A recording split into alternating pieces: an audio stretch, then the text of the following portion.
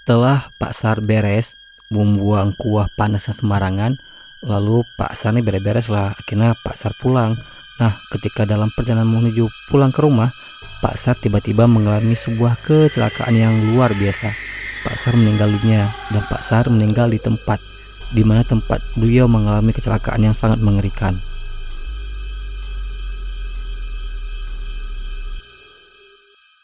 Hai, halo, terima kasih semua sudah klik video ini.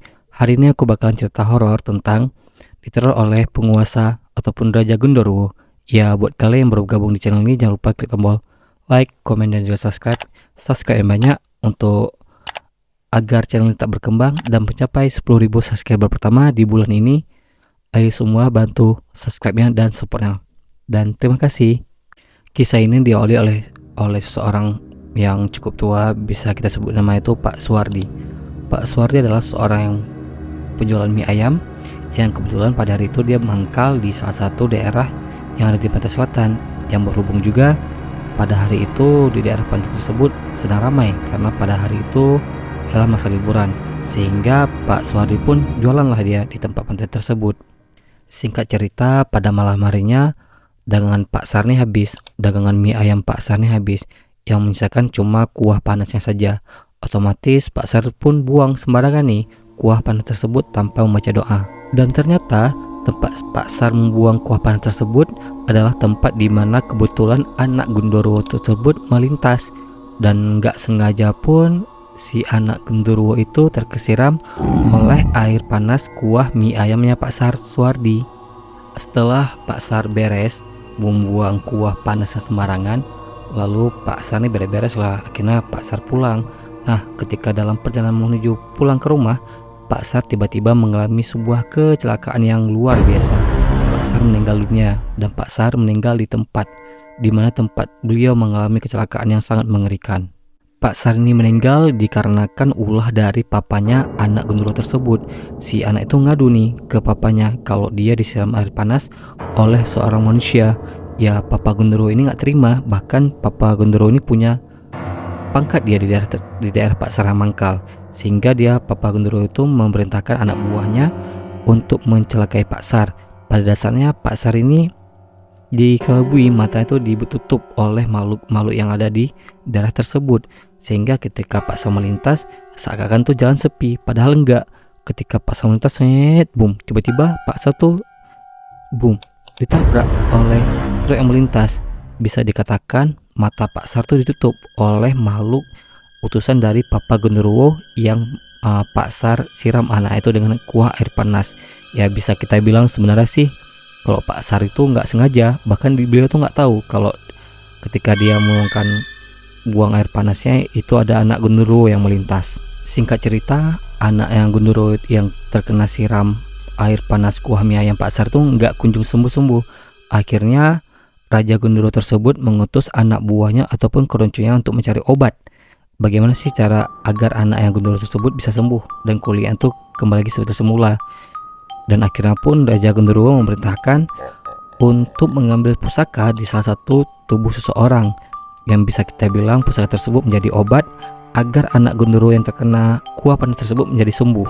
Nah, kita sebut saja namanya itu Pak Eko. Pak Eko selama 3 hari berturut ini diteror terus nih sama Gundurwo saat dia melintas pulang dari kantor. Bisa dikatakan apa yang dibutuhkan oleh Raja Gundurwo untuk menyembuhkan anak itu ada di dalam tubuh Pak Eko, karena pusaka sebagai obat tersebut tersembunyi nih di dalam tubuh Pak Eko, sehingga Pak Eko pun diteror oleh para Gundurwo yang diutus langsung oleh Raja Gundurwo. Hari pertama ketika Pak Eko itu diteror oleh Gundurwo itu ketika Pak Eko pulang dari kantor saat dia melewati jembatan. Ketika itu Pak Eko ngeliat nih sambil bawa motor, kok ada Gundurwo nih yang tunggu aku sambil pegang pentungan gede ada. Pas Pak Eko dipentung oleh Keroco Gundurwo yang megang pentungan yang sangat gede, dipuntung lagi nih ya, mau dipukul tak. Akan tetapi karena ilmu Pak Eko lebih besar daripada Keroco Gundurwo tersebut, Gundurwo tersebut mental karena Pak Eko ini memiliki ilmu sendiri, bahkan ilmu itu lebih tinggi daripada Raja Gundurwo tersebut, sehingga nggak mempan tuh untuk Keroco Gundurwo untuk menjelakai Pak Eko pada hari itu. Karena teror di Genderuwo tersebut sampai 2 hari, maka sampai di hari ketiga Pak Eko nih jadi kepo lah. Kenapa sih Genderuwo tersebut ingin menjelakai saya? Akhirnya pada hari ketiga saat Pak Eko pulang dari kantor, dia mampir lah, maksudnya tuh dia berdiri di jembatan tempat Genderuwo tersebut singgah sambil memegang potongan. Ya di situ Pak Eko berniat untuk bertanya nih, apa sih alasan Genderuwo tersebut ingin mencelakai atau membunuh Pak Eko? Ketika Pak Eko sampai dan mendirikan motornya, terjadilah obrolan antara Genderuwo tersebut dengan Pak Eko. Tujuanmu apa sih, Ko? Kenapa kamu terus ingin menyelakai saya dan mencoba membunuh saya? Tanya Pak Eko kepada si Koroco Genderuwo tersebut. Saya diutus oleh raja saya untuk membunuh kamu, agar saya dapat mengambil pusaka yang ada di dalam tubuh kamu, Eko. Begitulah kata Koroco Genderuwo tersebut sambil menunjuk ke arah badan Pak Eko yang berpusar kepada pusaka yang menjadi obat untuk anaknya Raja Genderuwo. Lah, buat apa? Tanya Pak Eko. Dijawablah sama si Koroco anak buah Raja Genderuwo tersebut. Ya, buat menjadi obat untuk pangeran saya, karena dia sedang sakit parah, sehingga kami membutuhkan pusaka yang ada dalam tubuhmu, kata si Koroco anak buah Genderuwo tersebut. Setelah tahu dan tahulah maksudnya tujuan Koroco tersebut ingin punya pusaka dari Pak Eko, sehingga Pak Eko pun mengiyakan kalau dia ingin bantu. Kata Pak Eko kepada Koroco si raja tersebut, dia bilang gini, boleh, saya paham maksudnya, jadi saya ingin bantu kalian.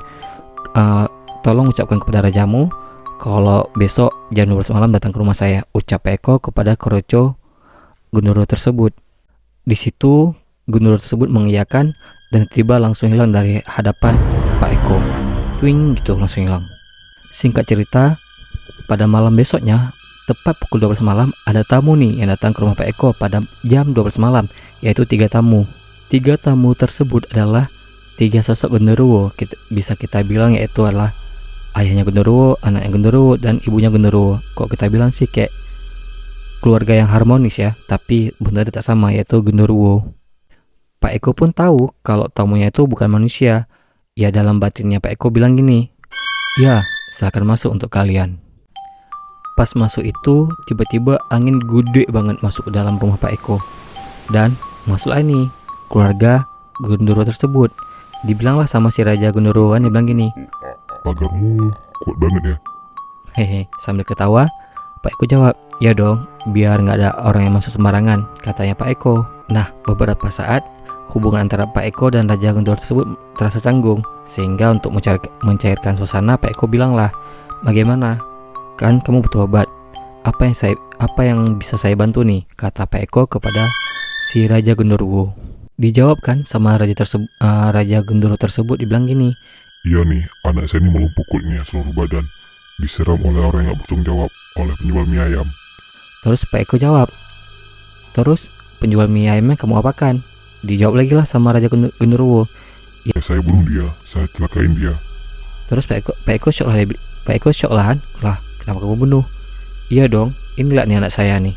Diperlihatkanlah anak si Genderuwo kepada Pak Eko. Lihat, seluruh tubuhnya itu melumpuh gara-gara disiram air panas sama manusia yang gak bertanggung jawab. Terus Pak Eko jawab lagi, ya mungkin kan dia toh gak tahu, kan kalian tuh makhluk halus. Si Raja Genderuwo juga jawab, ya coba saja sih si penjual mie ayam tuh gak sembarangan, atau ketika dia buang dia sambil baca doa, pasti anak saya bakal menghindar. Terus terjadilah obrolan sambilan Pak Eko mengobati si anak Genderuwo tersebut.